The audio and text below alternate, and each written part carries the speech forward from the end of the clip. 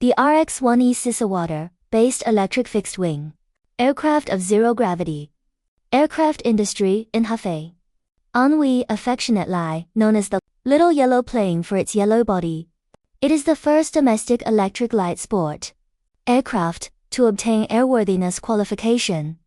With a wingspan of 14.5 meters, it has a stable power output, a maximum flight time of 150 minutes, and a range of 150 kilometers.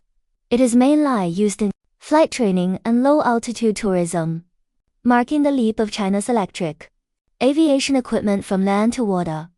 Powered by a high efficiency electric propulsion system, the RX1E S offers a quiet, emission-free flight experience with a maximum takeoff weight of 650 kilograms and a range of 150 kilometers. Its retractable float design allows seamless transitions between water and land operations, making it ideal for coastal tourism, aerial photography, and short-haul transportation.